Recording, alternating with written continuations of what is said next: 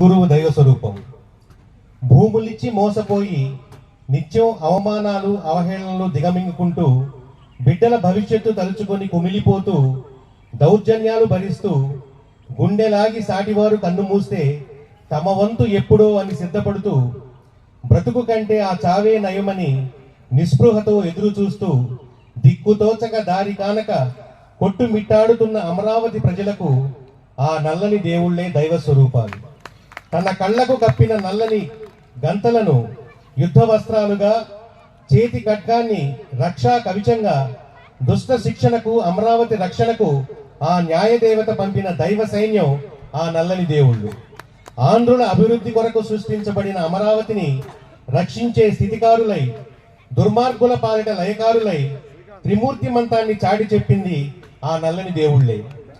ఆది నుండి అమరావతి రక్షణకు పూనుకున్న ఆదినారాయణుడు భగవంతుణ్ణి నువ్వు అసలు ఉన్నావా అని అడిగితే ఉన్నాం అంటూ చేత మురళిని వదిలి కలం చేపట్టిన వేణుధరుడు, అమరావతి రక్షణలో హరిహరులకు భేదం లేదని కథన కౌశలం చూపిన రవిశంకరుడు, ప్రజలకు న్యాయదేవతకు రాయబారం నడిపిన సంజయుడు. అంటే ఇక్కడ నేను కొంతమంది మా అడ్వకేట్స్ పేర్లు ఆ విధంగా వాడాను, దయచేసి ఎవరేమనుకోవద్దు. రాత్రి పగలు చూడక నిద్రాహారాలు మాని తలుచుకున్న తక్షణం ప్రజల వెన్నంటి పోరు సలిపిన లక్ష్మీనారాయణుడు, ఎంత దూరాన ఉన్నా చేయూతనిచ్చి గెలుపుకు దారి చూపిన నీలమేఘ శ్యాముడు, ఇంకా ఎంతో మంది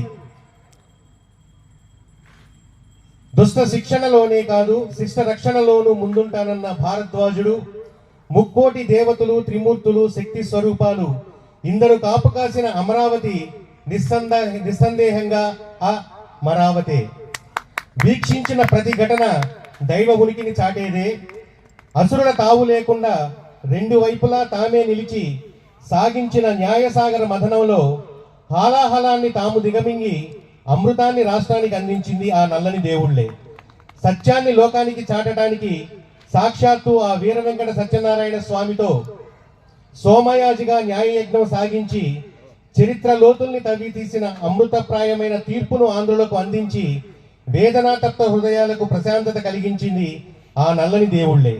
అందుకే వీరు చల్లని దేవుళ్ళు. దైవం మానుష్య రూపేణ, దైవం న్యాయ రూపేణ.